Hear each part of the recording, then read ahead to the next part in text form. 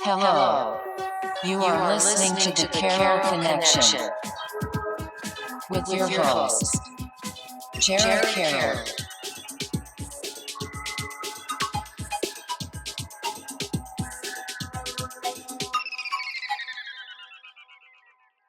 Hey everybody, welcome to the Carroll Connection. I'm your host, Jared Carroll, here to bring you guys another great episode. I did want to take a chance to shout out last week's episode 187 with Lexi Mullich, and she is a holistic lifestyle guide, and as well as she's into Reiki, and her family owns a business with horses, and they're incorporating a few different things with clients and horses and a lot of meditative healing practices, and I think it's really great stuff. And it was a really great conversation. It did actually really well on YouTube and as well as audio listens. And shout out to her and her supporters and her friends, family, and all that. And you guys did a really great job with supporting that episode. It's one of probably the better number episodes that we've had lately. So we really appreciate that from my side, and hope you guys enjoyed the conversation. But if you want to check that out, go to thecarrollconnection.simplecast.com.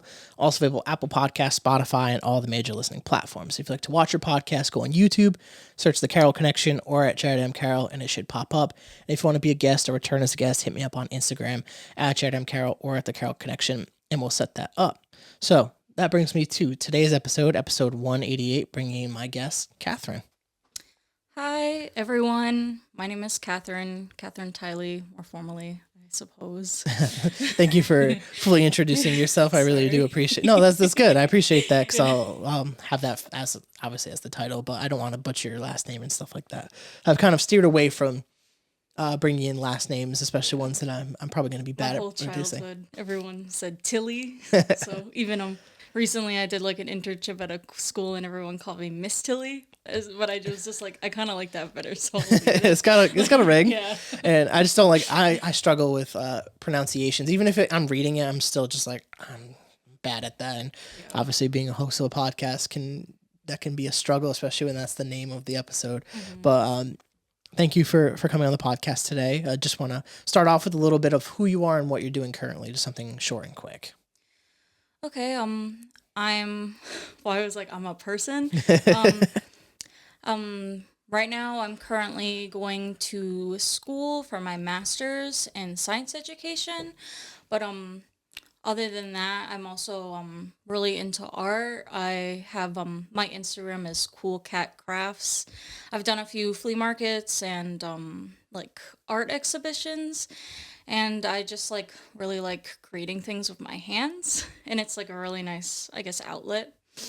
Yeah, that's perfect. And we're gonna obviously march through kind of a little bit of your life story here, and then really dive into the craft stuff, because that's I originally found you because you listened to Sam's episode. Yeah. Shout out Sam Green, and that was a perfect introduction to you. And I saw your craft stuff, and anytime that someone will follow the page or the podcast page, and I always check their stuff, and you had some really cool artwork and stuff like that, and I reached out to see if you'd be on the podcast, and you were down, and now here we are, and we'll dive into that stuff, which I'm really excited to get into. But how I kind of like start the podcast, like I mentioned to you off podcast, is the family dynamic stuff. Yeah. And for anyone that's listening for the first time, I always kind of like to explain why I dive into this. And I always use the same metaphor every single podcast, especially when I talk about it. It's kind of like when we're talking about our life story, I always compare it to a house and like the foundation of the house, whether it's good, bad, ugly, in between, all the above. Talking about the family is, I think, important for building the life story here. And I think it's important to just kind of see where people come from, because we all have different family dynamics and stuff like that. So I'll let you kind of dive into that, but it's with whatever you're comfortable sharing. Okay, so just completely dive into it deep. Like no, you don't have to go into it deep if you don't want to. It's just kind of like are parents together? Are they not together? Do you have siblings? Do you not have siblings? Did you live with your grandparents, your aunts, like that kind of stuff? I'll give like a light overview, I guess. Yeah. I'm a child of divorce, my parents divorced when I was younger, like probably around like 8, 9, 10. I can't exactly remember when. And then they both were married after. I have like millions of siblings. My mom ended up having my 2 youngest siblings with my stepdad when I was in like end of middle school, high school. So I kind of took on like a a secondary sort of maternal role with them. I was basically one of my, like, out of my older siblings, like the only one that was mainly doing the diaper changes, the vomit cleaning, the babysitting. Like, in fact, my first date with my current partner, we I had to babysit the first hour, and it was just kind of a mess. But he's still here today, so I didn't mess things up too bad, I guess. Yeah, that's always a good thing. Yeah. What about your relationships with like your siblings? Obviously, you mentioned taking on the maternal role, but you mentioned other siblings from, I would assume, that would be fully related, correct? Yeah. So originally it was just me and my two sisters, my older sister Jillian and my slightly younger sister Isabel, and that's like from my mom and my dad. It was just kind of us three originally. I was always much closer with my younger sister than my older sister. My older sister didn't really like us too much when we were kids. I'm not 100% sure why, but that was just kind of like a thing. So, like, even though my younger sister was 2 years younger than me and my older sister's only 1 year older, I was much closer with my younger sister. And they're not my siblings, but we were like really, really close to my two cousins. Because they were like the same age as us, so I felt like they were like an extension of my siblings. So yeah, like the dynamic was more like me and my younger sister, like best buddies sort of thing. Yeah. I know you mentioned off podcasts like your cousins a lot. Yeah. And for me, my cousins are some of my best friends. Yeah. And I have a lot of great relationships around the same age. So like growing up, at least growing up with, so I have three brothers. My oldest brother, he didn't live with us at the time, but he would come on weekends and things like that. But me and my other brother, or because I have two younger ones, I was closer to the one he's a year. It's really like a year, but it's closer to like 2 years, just based on the way his birthday fell. We always did everything together. We were a grade apart, did sports together, and my mom's sister had 3 kids. My cousin was the oldest. She was a year ahead of me. And then there was my cousin Jake. He's been on the podcast several times. My cousin Dylan as well, who's the youngest. He's been on the podcast as well. But Jake, and Jordan, the 3 J's, we were always together, always doing stuff, played sports together our whole lives. And we traveled together. I was telling you, we went to like Oktoberfest in Germany and Ireland. And those were trips with them. We're going to Portugal and next summer, and that's with them as well. And it's just the relationships with cousins can be a special one. And I think it's really cool that you mentioned that, and I kind of relate to that. I don't know if you want to dive into that relationship at all. I feel like I'm definitely like extremely close with my cousins. I would consider them siblings. Like, even though one of my cousins just moved really far away, like we're starting like a D&D campaign, like over Zoom and stuff, because we used to play D&D when he was here. But yeah, like our whole childhood, like my aunt, who, like, I love my aunt, she's like another mother to me. She would always take us on like super fun vacations all together, like my siblings and then both my cousins. And I feel like I was with them like all the time. Like, we'd go to their house after school and like eat mac and cheese and watch SpongeBob, and like we'd play like Star Wars, and like we'd make up like weird like sort of space adventures. And like my old house had like a really big basement, and we'd like basically turn into like a giant like sort of like adventure field that we just, yeah, it was really fun. And like I miss, I guess, those days, just like being a kid with them and everything. But yeah, they were like basically my best friends. My cousin Carolyn, she's like same age as me. We were in like the same grade. We didn't go to the same school until middle school, but we were like best buds like regardless, just because like we were always together all the time. Yeah, so I'm really grateful to have them in my life. Yeah, it's funny enough. We did like similar things, like especially Star Wars. That was like the thing, always having the lightsabers or Legos. And I just remember just different battles and just like running around with lightsabers in our yards, just like pretending we're Jedis and stuff like that. We were like big with like Nerf too, and like things like that. We had tons of Nerf wars, like literally whole basement. So we had forts, and just like everyone had like the machine gun Nerf guns, and we go crazy and stuff like that. And then eventually, even when we got older, friends would come over like, can we play Nerf? Like, just like grab the Nerf guns and do that. Manhunt well into high school, so it was a continued thing, you know. Yeah, and I think the benefit of just like whether it's you're close to your siblings or having cousins similar of age, especially when growing up, these are a lot of the time our first friends. Yeah. And I think that's like an under like valued and under talked about part of society where it's the value of family, we're getting into it, but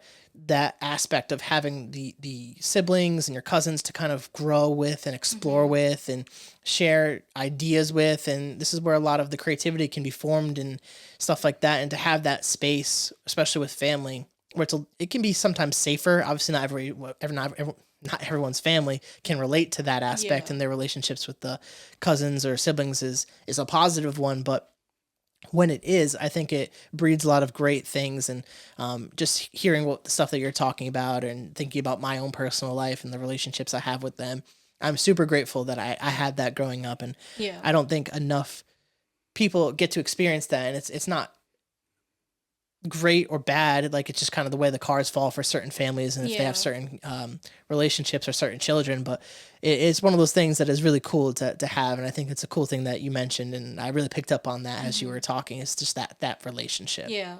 Like my like aunt's house with my cousins was like really like a safe haven for me, I feel like, cuz my home life was a little hectic, I guess, with my parents and my siblings and stuff later down the line. So like I always felt like extremely safe there and like comfortable and like I guess my like true authentic self rather than like hiding away in my room.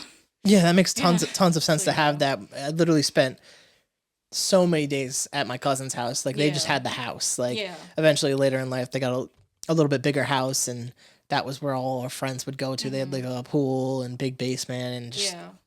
basketball hoop, and that's what we built, like a tree house and stuff like that. Yeah. Like, that was just the spot. We'd always go to my cousin's house, and um, I think fondly of those memories, and I'm Yeah. appreciative that I had those. And it sounds like it's a similar situation for you, and I'm Yeah. I'm really glad for that. As we're building upon this, kind of talking, it's kind of similar stuff we're talking about though, like the childhood, the friendships, the hobbies and sports or things that we did as kids.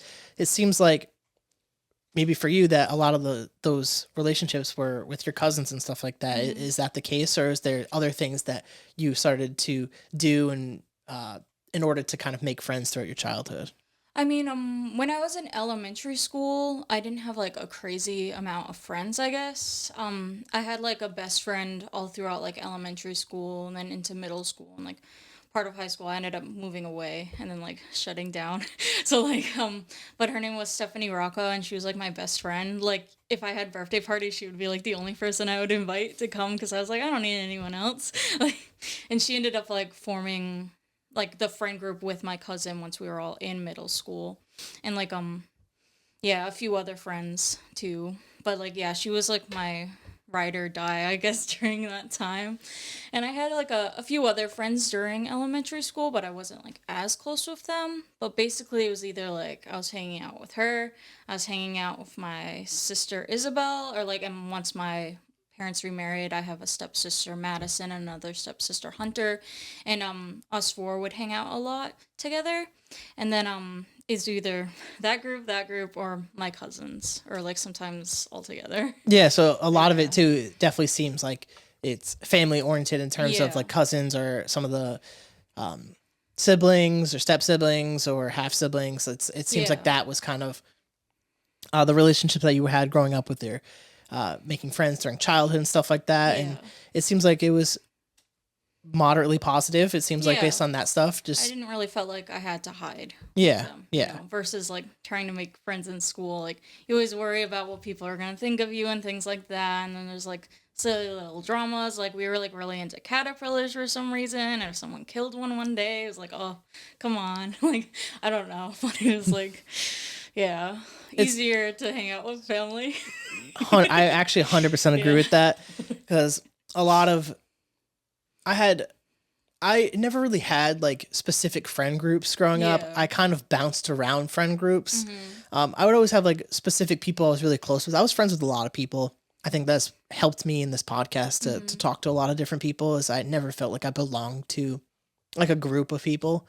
I just feel like I could always connect with people on Yeah. different levels and just talk to people and be friends with anyone. Mhm. And but I always would hang out with, it was me, Jake, and Jordan. It was always just Yeah. us. And then they had formed friend groups, and I'd always just hang out with them because it was just Mm-hmm. always like my cousins, whoever Yeah. like my cousin and brother were hanging out with. I'm kind of You're hanging hanging out with out with, them, yeah. and I appreciate being able to have that relationship because it definitely kept me out of a lot of stupid situations Yeah. probably that I would have been involved in if I was hanging out with other people doing other things. Like Mm-hmm. I really don't know where my life would have gone if I was hanging around with different friend groups versus hanging out Yeah. with family and cousins because it's you really can't control those variables and how they were raised or what their morals and values are and what they're Mm-hmm. interested in versus with my at least my cousin and my brother. I know who these people are. I grew up with Yeah. them. I knew what they're interested in. I know their families. They're my family, and Mm-hmm. it's similar. And then the people that we're bringing in, all these people knew our family. We knew their Mm-hmm. family. We stayed close for most of like middle school and high school, and the town is small enough where people know each other, and like Mm-hmm. we all played sports together, so it kind of formed this friend group that we felt safe in, and we were allowed to kind of just be ourselves and not fall in the trap of just like the especially high school, really the drama, the Yeah. drugs, the partying, like that type of stuff. Like I Yeah. really wasn't involved with that. I kind Yeah, of me either. I maybe fell into that more my senior year where things started to like fall apart after I kind of stopped playing football. Mm. But really, most of my schooling and childhood was spent with my like cousins and stuff like that. I Yeah. had some neighborhood friends that lived. I've lived in this house my entire life. Yeah. It's just one big circle, but on the other side was these two kids that I grew up with, and I would hang out with them all the time until their parents got divorced and they moved Yeah. away. But um, it was really them or really my cousins. Like that was Mm-hmm. kind of the thing. So I think the overall point that we've been kind of hitting on here is just like the value and importance of like the relationships that you can have with your siblings or cousins and how Mm-hmm. that can be a lot of time like your first friends. And I think it's really cool Yeah. that we can relate on that Yeah. part. I'd say like one of my biggest like regrets, I guess, in life is in high school. Once we like moved and everything, I just like wasn't as close with my cousins, and like I think I was just going through a lot of things mentally and like undiagnosed autism and then depression and everything else. Like I kind of fell off, but we ended up like reconnecting like during college. Mhm. So I'm really grateful that we have like a super strong relationship again now, like we did when we were like little kids. Yeah, yeah. Yeah. I'm glad that you've been able to reconnect like that, Yeah. and that's really important too. If you're able to, as we get older, to reconnect with some of those relationships Mhm. that were positive ones when we were younger. Yeah. If you're able to, obviously, for Mhm. people that are listening, and you brought up the undiagnosed autism. If you feel comfortable, if you want to walk me through kind of the process and through, because obviously you were talking about you were diagnosed later in life, Yeah. so as we're transitioning with the conversation, we are getting towards like that high school Mhm. that page and kind of a little bit more towards that senior year. But if you're comfortable enough, talk to me a little bit about that kind of high school phase and now looking back on it, being diagnosed, like how that experience was for you being undiagnosed at that time. Yeah. I'm gonna start like slightly earlier Yeah, just yeah. for a second. I was always known as the child that cried all the time. I was called overly sensitive, like by everyone. And I guess like I ended up growing out of that. But I feel like that was kind of one of those sort of telltale signs. Like I was like constantly overstimulated by things and like super worried about stuff all the time. I was like the most anxious kid in the world. like but once I finally was like in school with like my cousin and like we ended up having our friend group that we formed, I felt like I was a bit more comfortable and able to like be a little calmer and less anxious. Um but like I was at first grateful like when my mom and stepdad like married, they had more kids, so obviously like our house was a bit too small because it was like me, my two sisters, two stepsisters, and then now two little kids all in the same house that didn't really have enough bedrooms for everyone. And so we ended up moving from Warwick to Cranston, which doesn't really sound that far, but it ended up being kind of far because like Warwick can get like really like boonies deep, I guess. And that's kind of where we were. I was kind of grateful for it because my first year of high school, I spent at Warwick. Like, it doesn't exist anymore. Warwick Veterans Memorial High School, RIP, all the asbestos. Like, but I was kind of like in the shadow of my sister, which I was kind of like willingly doing. Like, she did field hockey, so I signed up for field hockey. Like, all my teachers were like, "Oh, we had your sister Jillian, like, so we kind of have high standards for you," and so that is like a lot of pressure. Because when I started school, like as a kid in elementary school, I had a really hard time doing well. It wasn't until like 4th or 5th grade that I started like doing better in school, because like I had like problems like undiagnosed autism. Like, it took me a really long time to like read properly, and I just had a really hard time understanding things. So when things like finally started to click, I had like a really high standard for myself. So like when I was like, "Oh, we're moving," I can like finally be someone else, like a different person that's not just being defined by what my sister's doing. Cause like my sister was like super impressive, like super sporty, and like when National History Day was a thing, she was like going to nationals in Washington D.C. So it kind of like felt like more pressure. So I was like super grateful. But I was also like leaving my friend group, but like and like miss leaving my friends, which kind of made me sad. And originally when I first moved away, like we were so really good at hanging out, but I just kind of like, I think I was depressed and I didn't know it. I just kind of shut down and stopped hanging out with anyone. Like, and I just focused on like doing well in school, and I feel like my whole like existence was just like, I have to do well in school, because my mom was like kind of a stickler for good grades. Like, if we did like worse than an A, we were kind of like scolded, like it was frowned upon. My little sister Isabel, like she took our move really hard, so her grades, like she ended up not doing as well in school anymore, because like she was like obviously depressed. She was angry, like new little siblings, new place, now new school without any of your old friends. Like, it is like a big thing, but I've always kind of like been really good at like isolating myself and like my mind and like just doing something. I guess like a survival mode sort of thing. Cause like whole childhood, like parents fighting, and then like new parents fighting, and then it's just like siblings fighting. My two sisters really didn't get along well at all until like college time. I think when you get older you realize the mistakes you made.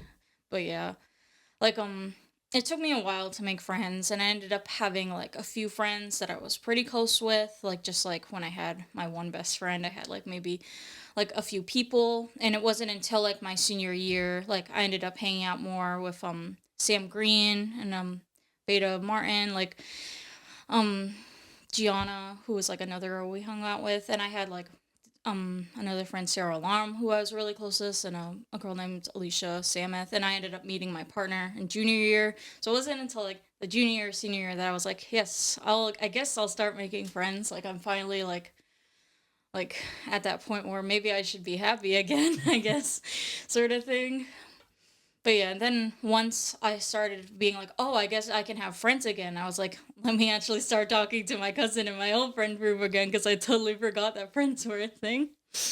So yeah, I just kind of like told myself, like, this is what you have to do, like, to survive and to exist. Yeah. So you think moving away ended up being a really great thing because it was like a fresh page, so you didn't have to live almost Yeah. quote unquote in the shadow of what your sister was Originally, doing. that's kind of what I saw it as. Mhm. But with the moving away, like, came with it came like additional struggles. Like, my mom had my little brother Bennett right before we moved. Like, he was baby, like fresh baby, like just born.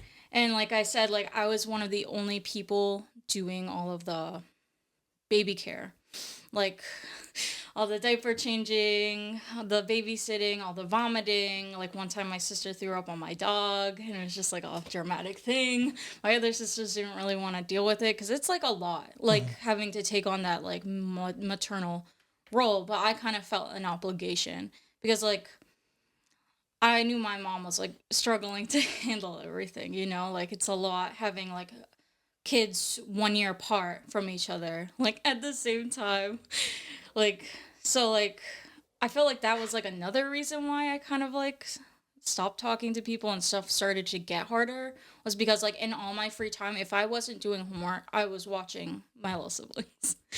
And like I was basically a mom in high school, like, and I didn't even like understand like anything, like like I was just like, I'm basically a mom now, like I can't hang out with people because I'm babysitting. Like I a lot of the times, like I wanted to hang out with people, then my mom was like, I actually need you to watch the kids. So yeah, Yeah, it it's was kind of hard. an extra added stress to someone Yeah. who's trying to figure out high school in general, and then moving schools, and also dealing with the underlying the fact that you were struggling with learning a little bit at first, and Yeah. then dealing with the diagnosis and a little bit of depression you're talking about, of like the moving and the stress and all that stuff. Like Yeah. that's a lot to throw on someone who's young on their plate, like Yeah. to manage that and to be aware of that stuff. So, I mean, in some sense, you have to give yourself some kudos for being able to handle that and make your way through that situation in that time period of your life, because it sounds like it was definitely difficult, and you overcame that eventually, obviously, Yeah. in making friends and reconnecting with people, and Yeah. that's like a really beautiful thing. But in terms of getting towards like how about senior year and like looking towards like graduation, and it's kind of like the scary thing of college possibly looming, like what were your expectations? Did you go to college right away? Did you not go to college right away? Kind of like what was your path going towards senior year into after high school? I was really bad with like managing the whole figuring out college thing. I did end up going to college right away, but I just ended up going to URI, and that was mostly because like I wanted to stay close to my family. I wanted to stay close to my friends, and my partner was going to URI too. Like originally I was like, my older sister went to UVM, maybe I'll go to UVM, because like everyone was like UVM's basically like it's a really nice school just underneath Ivy Leagues. Like it's impressive. And I was like, maybe I should try to be impressive. But then I was like, it's super expensive. And I'd rather know people and like have more support and like not have to live in a creepy, like old gross dorm room with people I don't know sort of thing. So yeah, like basically I was just kind of like, I made it easy for myself, like such that I didn't put like a ton of pressure to like get into like super nice places. Like I knew like I'm not like young Einstein, I'm not like young Sheldon or whatever, you know, like I'm not like our valedictorian, she was like amazing. It was Sarah Lom, who I mentioned. She got into every single Ivy League school. So I was like, I'm gonna give her that. Like there's no way of coming close to that. So I'm just gonna go somewhere that I'm comfortable going. And like senior year was also like I got a job. Like I was just like McDonald's, but I was like, ooh, I have like money and I can do things. And that's when I feel like I started to be like a little bit more independent. I was like able to hang out with my friends more. Like my boyfriend like got his brother's car, because his brother is like a few years older than him, like, you know, 6-7 years age difference. So he got himself a nice car. So he's like, here's my old car. So we were able to like go places, and that was really cool. So senior year just kind of felt like, I guess, the beginning of like things feeling a bit better, even though like behind the scenes, like when I was home, I was having like panic attacks almost every single day, and like no one really understood why. Like my mom would yell at me a lot because she thought I was just kind of like wanting attention, but in reality I was putting like so much stress on myself to like do so well and to like meet these standards that I felt like people wanted me to meet, that I was just like freaking out. But like other than that, like I was becoming a bit more independent, and I guess I'm happy I was able to do that, but I also wish I had some more, I guess, help. Yeah, and I think dealing and managing with the added pressure of trying to live up to expectations that other people are putting onto you, and they might not actually be putting it onto you. Maybe that's just the way that we're perceiving expectations at the time, but living up to expectations is a dangerous thing when they're not our own expectations. Like I definitely struggle with that for a long periods of my life, trying to feel like I had to be perfect at school or had to be perfect at sports or perfect in whatever aspect to please my parents or something like that. I don't want to make them upset. I don't want to make them think that I'm a bad kid or a bad student, and having those moments where you fail a test or you do something you shouldn't do with your friends and get in trouble, and fearing what people are going to think of you, fearing what your friends might think of you, fearing what your parents might think of you, is a dangerous thing, especially when we're young, because we don't know better. We don't know like how to create healthy boundaries, how to dictate our own expectations of what we want our life Yeah. to be. And we learn that through trial and error and through experience and through living, but it can be a very difficult thing to manage for kids. And it sounds like what you were talking about right there is kind of that same kind of aspect of trying to manage expectations and manage living up to maybe what some of your friends or your classmates or your siblings were doing at the time, and also trying to be independent and find yourself within life. Because I mean, especially around that age, that's where life starts to become a little bit more real. It's like our whole life is school, and then all of a sudden it's like it just like ends, and you're not going to see some of your classmates anymore, and Yeah. like jobs become a little bit more prevalent, or like maybe like relationships for some people become more prevalent, and that overlooming fear of college, of like this new endeavor is going to start. So it seems like that's kind of what you were kind of talking about right there, is kind of Yeah. going through that unknown phase, especially post high school, which is difficult for a lot of Yeah. people. Like I guess back to the expectations sort of thing. Like I wish that the expectations were just in my head, but like I kind of like saw them every day, because I mentioned my little sister, like she just kind of shut down once we moved. She stopped trying as hard in school, and it's because like we weren't getting the support that we needed at home. Like my dad was like, we always did a ton of fun cool things with my dad and my stepmom, but it's always been more of like a friendly relationship, I guess, less like I see you as my dad, because we just didn't really see him a lot, like we only saw him like on weekends or every other weekend. It wasn't like he didn't really get to be super present. But yeah, but and my mom like always said like, oh, once you get to high school, like I won't care. Once you get to college, I won't care as much. But she still cared. And I had mentioned before we started talking, like I went to school, college, the same time my mom went back to school. So I kind of was like, now my mom's comparing me to how well she's doing, and since she's a mom and has like she's working like part time, and she's also doing the kids, and she's doing well in school, like she's comparing me to her. And if I'm not as amazing, then like am I even doing anything, sort of thing. So I feel like my house was just like pressure city, like, Yeah, like during that time, that college time, with especially your mom going as well, is this where the mental health stuff starts to really unravel, as you kind of we were talking off yeah. podcast? I don't know if you want to go into that a little bit. Yeah, I can go into that. Like I was still having panic attacks. Like this is where like I guess like before I had met my partner in high school, I had like a previous like baby relationship that like ended, and then I got really depressed, like, and it wasn't until like I got to college that I fell back into like that low again, where I was like constantly saying like, oh, I want to kill myself, sort of thing, like, and I was like super stressed and worried about doing well, because like there wasn't a ton of people in my program at school, because I did geology, and like who does geology? Like, and so I was like, there's less people to compare yourself to, and everyone, so like it made me feel like I had to try harder, which I guess doesn't really make a ton of sense.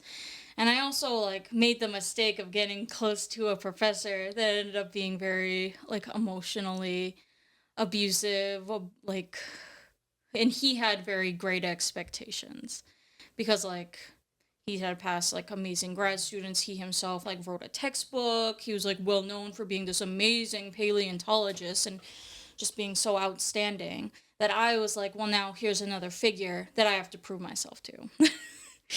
And I felt like everybody didn't see me for me. They saw me like, oh, she's anxious. That's who she is. She's nothing outside her anxiety. And like in reality, like I had other things I was doing, like I really enjoyed knitting. I like was really into creative writing when I was younger. Like I had written like a few novellas, like, just in my spare time, and, like, screenplays, because, like, I just wanted to do it. Like, my brain, like, wanted more stimulation, like, and, like, fun things outside of school that, like, felt kind of like schoolwork, because I kind of like doing schoolwork, but were actually fun and didn't have a lot of pressure. So, like, it felt really crappy. I don't know if I've sworn. So I will try not to.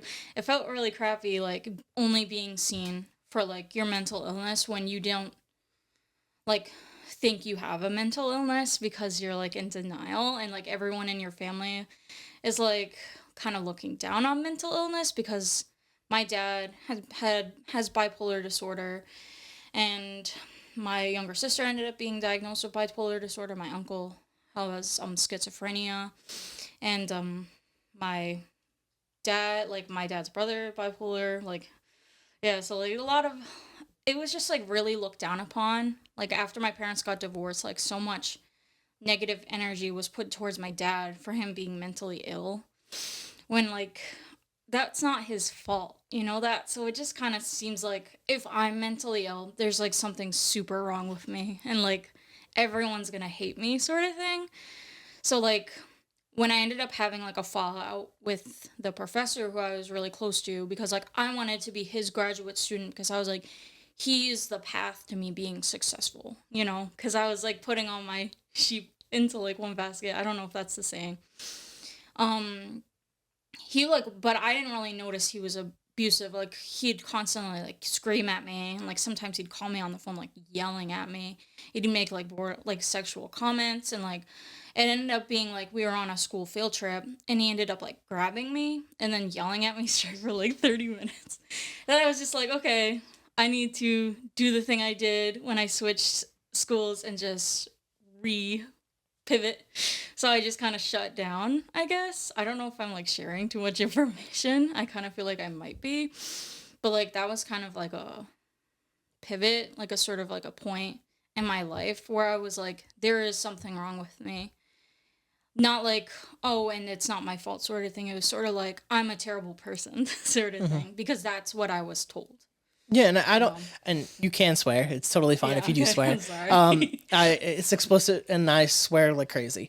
And I don't think you're sharing too much. I think you're explaining exactly kind of stuff that happened, and I don't think you're going into crazy detail where it's like bad. No, I think you're doing a great job. I'm trying not to, like, force myself into, like, a PSD flashback. Yeah.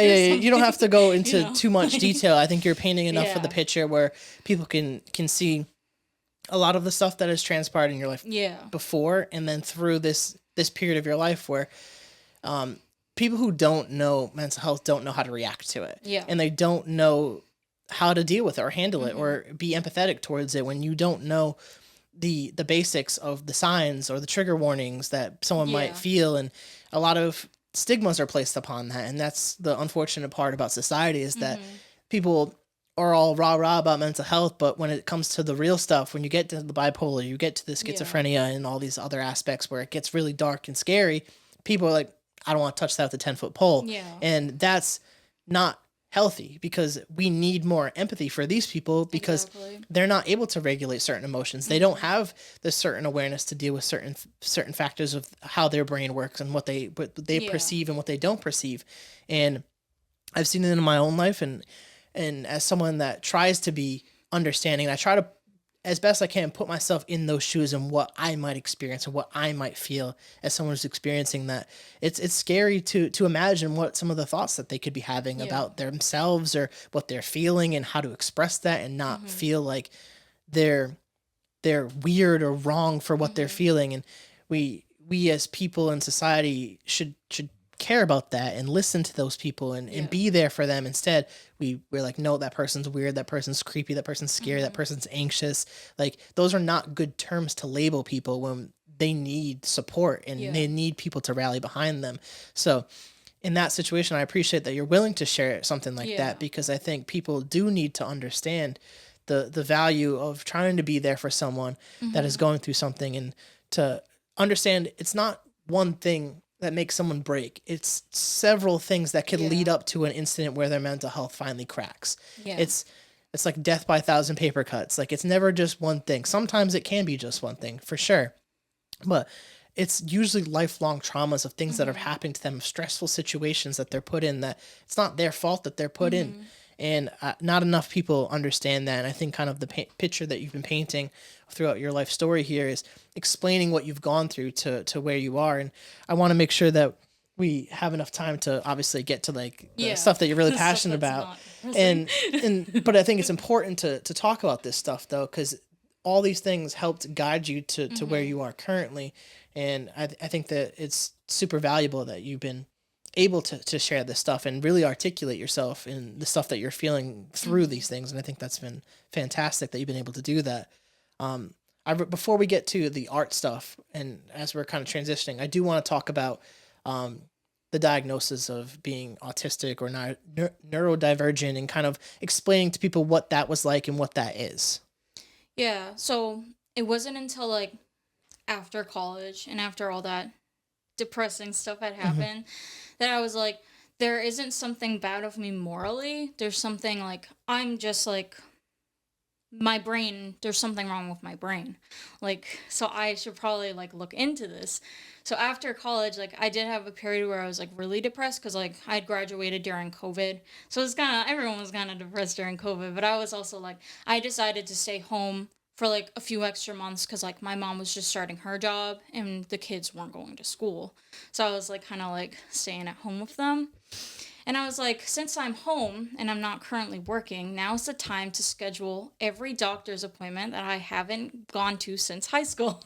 So I was like, I'll finally go see a primary care doctor, and I'll go to the dermatologist, and I'll finally go see a psychologist and a therapist and maybe get on some medication. And when I finally like started taking medication, like it wasn't the right medication right away because it takes like a few years to finally get like the formula like right, you know, like I'm at the point now where I'm finally like on the perfect like combination of medication, and it's so nice. But I was like, oh, my brain isn't as loud. Like I'm not having all these constant like thoughts and like worries and fears poking at me all the time. But like it wasn't enough, I guess. Like cuz like I didn't really get a formal diagnosis. They were just like, "Oh, well, you'll go to a therapist." And the therapist was just like, "Oh, yeah, it sounds like you're having anxiety and a bit of depression." And it just didn't really end up helping. So I ended up stop going. And then I was just like, I'm going to apply for a job and just start working. So instead of like doing stuff for my mental health again, I was like, I'll still like see the psychologist and I'll get the medication, but I'm not going to do any work outside of that, which like wasn't great. But I was kind of like in that mentality, and I was like, the grind sort of thing, like do well, do well, do well, like meet expectations that like I'm setting now for myself, because like it's not like anyone cares what I'm doing in my job or anything. And it wasn't really until like I started working at Brown that I started getting like really depressed, even though that was like the best job I ever had. Like I only had to work like 35 hours a week. We had like 2 free weeks of vacation during the holiday season that I like paid time off. I was like, this is so nice. But like I don't know if it's the whole like when you turn 25 and your frontal lobe's like now fully developed thing. My brain was just like, you are severely depressed.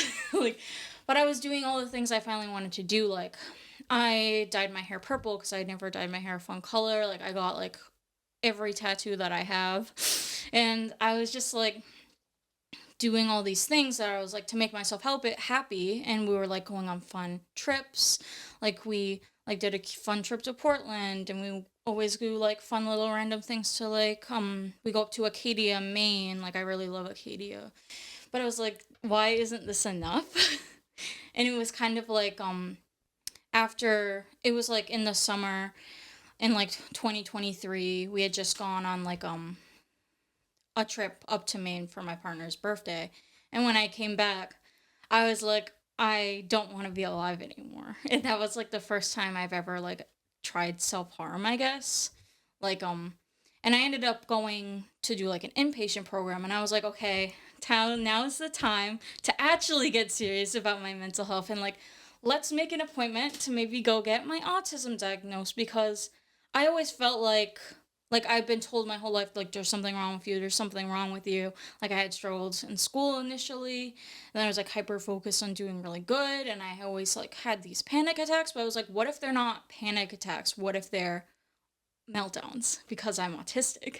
And like I ended up finding out like my grandfather, my dad's dad, was autistic, and my dad ended up getting an autism diagnosis in addition to his bipolar because he always felt like there was something a bit more than bipolar going on, you know? So I was like, this is in the family. Like I feel like I have a really good chance that this could be what's the matter with me. Like, and it took a few months for me to actually be able to get the appointment, and I ended up like quitting my job by then. But like finally getting that like autism appointment was like really like affirming, I guess. I don't know like the word I'm trying to think of. It was like I finally felt like it feels really good to like actually have like someone diagnose you, I guess. And like not to be told by people like, "Oh, you're just so anxious. You just need to calm down. Like you just don't know how to relax." Like there's a reason, and there's like a valid reason, and like nobody, like it kind of made me feel like nobody had the right to treat me the way they did, I guess, if that makes any sense. But like with that journey, like me actually taking my mental health seriously is when I started doing my art again. And I felt like that was like a really good therapy for me because I kind of remember back to like I was in high school. I took like a creative writing class in junior year and in senior year. Like I just took the class again because I loved it so much. And I was like, I can take an extra class because I have nothing to, like I had like extra room, you know, on our schedule once you're in senior year. Like they don't make you take gym like the full year. So I was like, yes, I'm gonna do this again because I really like it. And I had always like really liked my art class like that I had taken, and I like took a studio art class in ninth grade and 10th grade, and I loved it. But then I was like, this doesn't look good enough for my college resume, so I stopped doing it. But I was like, I should get back into that. And I ended up like sculpting one of my first like green men sculptures, which is basically just like a tree with a face. But they like represent rebirth and things like that. And I like really connected to it when I had made one in high school. And it kind of like, I felt like it kind of triggered this whole sort of like start over, I guess, where I was like, I'm gonna start doing my art for a little bit and like not worry about like doing having a job at like an impressive place like Brown. And like I'm just gonna focus on me. And then I ended up figuring out like doing all that art and stuff for a while was like a like I had tried to go to do my master's right after I graduated, but then I was just like, I'm so tired. Like I'm exhausted. I was extremely burnt out and I just needed to sleep like more than anyone should sleep. Like it just finally felt like the time that I was like finally ready to be able to go and do something that I really care about, because I always really liked like teaching and like doing stuff like that. Like I was the president of like our geology club, and I really loved like having our little field trips where I could like take people places and teach them about things. And it just felt like doing my art and stuff really helped me like move past the terrible depression. Even though I ended up going back to Butler again during that period, I was just still not great. But like it was like helping me move towards the next steps that I needed to take. Yeah, I'm glad that you took like the charge in trying to help your mental health in that space. Obviously, it sometimes takes some of those lows to force you to do it a little bit. Exactly. But at the end of the day, you're the one doing all the change. You're the one that's taking the charge. Like, because if you, I always like, you can't change anyone. If you want to change, you have to change as the person. Yeah. And for you to take control of that situation to, and I think affirming was the correct term, maybe validating. Yeah. But that's what having that diagnosis really affirms, and like I said, allows you to kind of accept, all right, so it's not all these other things that people were telling me. It's actually, there was actually something here that was diagnosable. And now that it's diagnosed, things can be treated, things can be worked on, and there could be steps to help you like move forward with your life where you don't have to constantly be anxious or constantly be worrying. Obviously, sometimes anxiety is going to be there. It's sometimes that's part of the dealing with anxiety, but having different coping mechanisms or different medications that can help you and guide you, and especially like you said, quiet the brain down, where you can actually like focus on things and think about things properly and work on things. And I think that was a really valuable point to hit, because there might be a lot of people that listen to this podcast that might feel similar and might not have Yeah. ever thought about something like that as a possibility. And because you never know until you start asking questions, and especially if you don't know, especially with someone who has a brother who's autistic, it can be in the family. It's genetics, especially mental health stuff is related to genetics a lot of the time as well, and can be passed down. So some people are unaware of their family's mental health history and Yeah. stuff like that, so they might not be fully aware of Mm-hmm. the things that are happening, and that could be causing them to act in certain ways that they're unsure of why it's happening. So I think your story might resonate with a lot of people, actually, and even resonates with me and how I've perceived my brother and watched him go through things. And he's very high functioning, Yeah. but he struggled for a long time of just trying to learn, and he was always like a few years behind his actual classmates and trying to catch up. And Yeah. he also, maybe not, he probably didn't fully perceive it at the time, but the perception of living up to what me and my brother were, of Yeah. trying to play sports and stuff like that.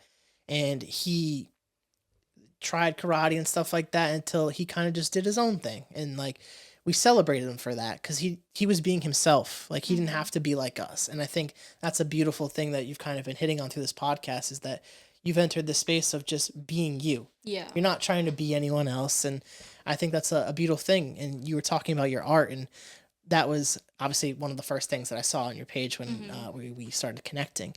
And I want to ask a little bit more about kind of how that's become like a huge thing for you. And obviously you've hit on it a little bit, but I would like for you to dive into it a little bit more of like the meaning of it, as we're obviously getting later in the Sorry I podcast. talked so No, much. you're good. I want to make sure that we advocate or dedicate the appropriate amount of time for you to talk about your art, 'cause it's honestly really great and you guys should definitely check it out. But I'd like for you to go into that. Yeah, so I had taken a little bit of a break when I had started my next semester at school because I just wanted to like focus on school and stuff. But originally, I had gotten back into art like for my mental health because, like I said, like I was like borderline suicidal. Like I just needed to do things that were gonna make me happy. So I like looked back and reflected on like when like what things actually made me really happy, and I was like, oh, I like really enjoyed doing art because I was able to make things that I felt like were a reflection of me and like the things that I really love and the things I really care about. And I just like, I don't know, like I move my hands a lot, I talk a lot with my hands, like I really like doing things with my hands and just like doing something that wasn't like pressure, like high pressure, high stakes. It was something I was just doing for myself. And I saw like I was really inspired actually by my friend Sam because like around that time is when she just announced her business Destined Seal. I was like, she's taking a leap. Like I'm very inspired. Like I want to take a leap and I want to do something that I really care about. Because even like ever since we were in high school, like she was taking pictures and stuff like that. Like she was always super good at it. And so I was like, I'm gonna sign up for the Providence flea market and I'm gonna try to get like a spot. And I ended up like making some art for it and then I ended up filling out the application and they actually like accepted me for it. And I was like, oh snap, this is actually happening.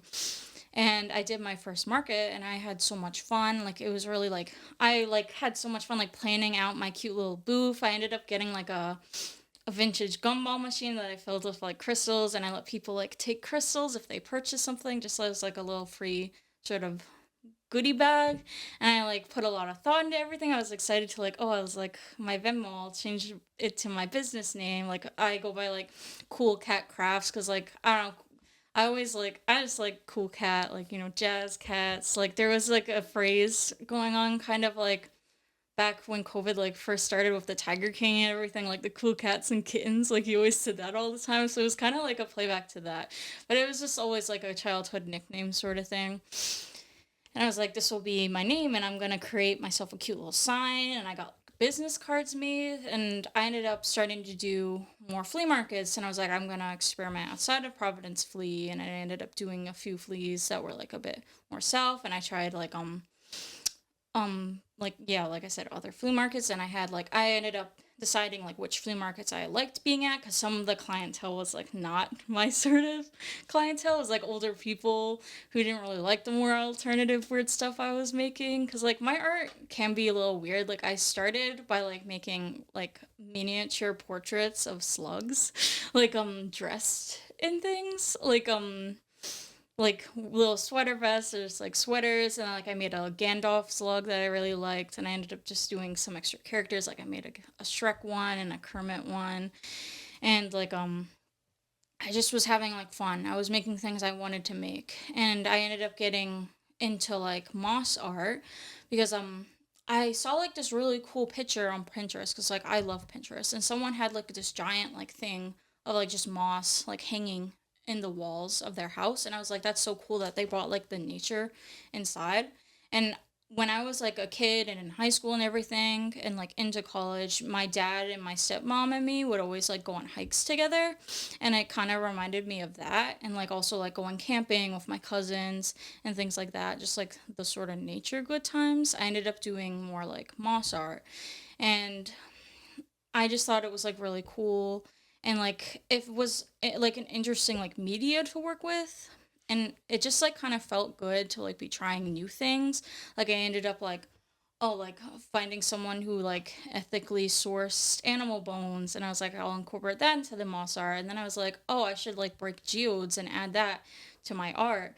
And just recently I started experimenting with like dried florals and things like that, and like making bigger pieces, and I've gotten back into sculpting with clay and making more like Green Man art. Like I'm working on two right now. Like I'm doing like a Lord of the Rings sort of series, like based on like the forests that are in Lord of the Rings.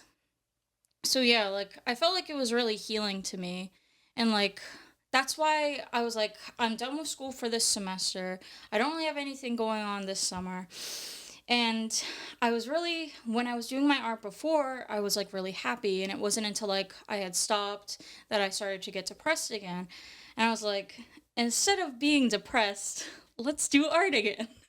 So I just got back into it like a month or two ago, and I got my art into like an art gallery. Not like it's like not a crazy like sort of thing. It was at the Veiled Crow.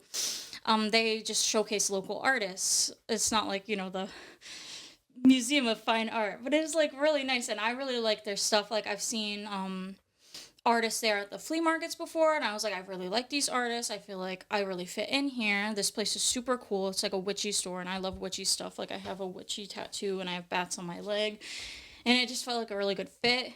Just because like I don't. I have like a few flea markets planned, but I didn't want to like put a ton of pressure on myself to like, it's hard in the summer to set up the whole giant tent and everything. And last summer it was so rainy, and I was just like, I don't want to deal with that again. Like I think it's kind of fun to do this like art exhibit thing, and I ended up having like they had like a artist reception sort of night, and I had like a ton of my people, like friends come, my family come. It was just like a really nice experience, and it felt like a little bit less high stakes than the flea market because I didn't have to worry about people buying things.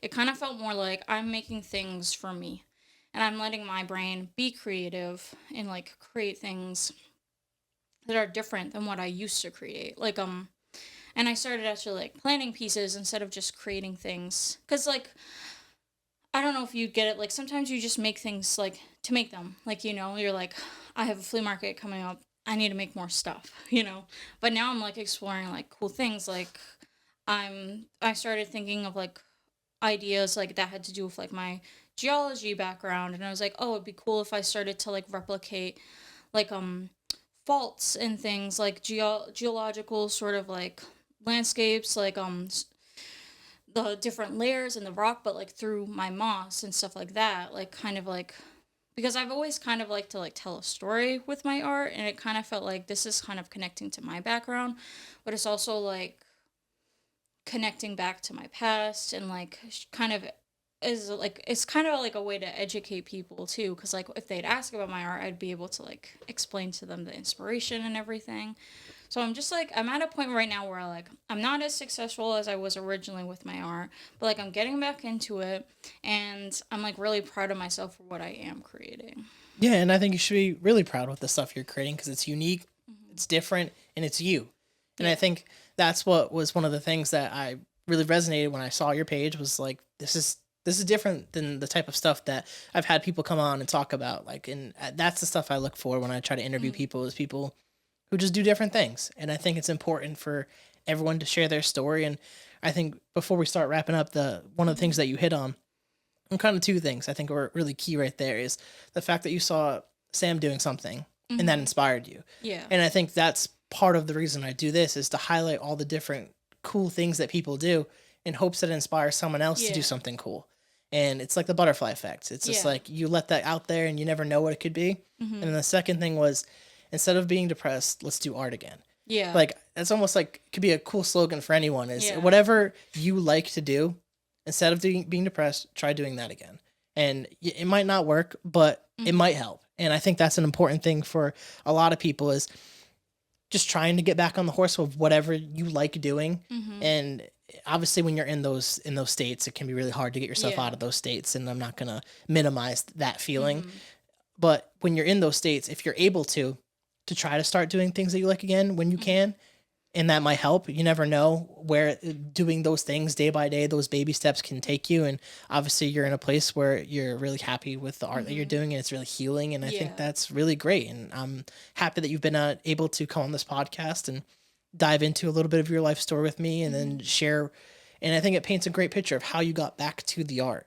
And I'm really glad that we took the time to really dive into different things. And obviously for time circumstances, we keep it a little bit shorter in certain things, but I think you did a great job of getting to where we are right now with the art. And I just want to say thank you for coming on the podcast. And I do have one more question for you before we wrap up and dive into things, and I always end every podcast with this question.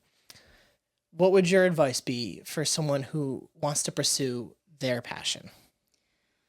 I mean, I don't know if it's, I guess, kind of cheesy, but I guess, like, just kind of go for it. Like, don't put too much pressure on yourself. Because, like, once you start, like, really pressuring yourself and, like, putting really high, like, expectations is when you start, like, reaching a low again. Or, like, if you start, like, not feeling as passionate about it anymore, you know? Like, I just think it's more important to, like, have fun with it and, like, do things that you like. And, like, just don't put a ton of pressure on yourself. And, like, just, like, back to before, like, sometimes it takes getting so low to be able to get back up. Like, I guess, like, it kind of helps put things into perspective. So if other people are, like, feeling, like, really down, like, I don't know, there is hope to, like, you end up, like, finding, like, sometimes when you're at your lowest is when you end up finding, like, what really matters to you, and, like what your passion really is, and that will help you, like, start and do what you really love, and, like, stop caring what other people think. And you might actually find out that people are actually gonna be really supportive of you and what you're doing. And even if they're not, you're not doing it for them, you're doing it for you. Like, I don't have a giant Instagram following or anything. Like, I share what I share for me, and, like, a kind of like a time capsule of stuff for me to look back on. Like, don't view it as something you're doing for others. View it as something you're doing for yourself. And even if it's just something you're doing, like, in your part-time, like, you might have an existing job, and, like, you can only do it on the weekends and stuff like that. You're still doing it, you know? You're still trying, and that's what matters. Yeah, that's exactly how I look at my podcast Instagram page. It's like, I always joke, I say every time I post a new podcast, it feels like a new Pokemon card or something. It's like a new trading card or whatever it could be. And it's obviously it's for the guests. I share it for then they could share it, and it's obviously a social media page and it's a platform and all that.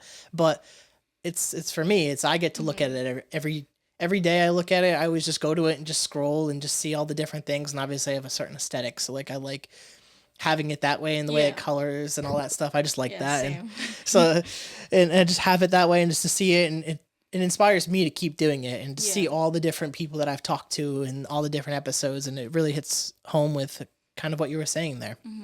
But Catherine, I really do appreciate you for coming on this podcast. I thought this has been fantastic. And I'm really grateful that you asked me to come on. I thought it was, like, I think the whole thing you're doing is, like, so cool. And, like, just doing what you like to do and enjoying yourself. Yeah, I really appreciate that. Kind of helping people in the process, because this does kind of help, you know, go through what some people are, like, going through, like, in their brain. It helps Yeah, So it's different figure than stuff out, you know? the random things. Yeah. You don't really get to talk to people all the time about what you're going through, and Yeah. and sometimes you don't get to just do it in like a obviously there's cameras and all that stuff and there's lights, but like once you get over that as we're talking, like it's really we're just having a conversation, and Yeah. it gets to that, and you get to see the person for the person, and Yeah. there's no phones and all that stuff. It's just people here having a conversation, Yeah. and that's nice. Like I've said things here that I haven't said to other people, so I think this will help give me some of that motivation to actually like be more honest with people about how I've been feeling, because I've definitely made steps with doing that,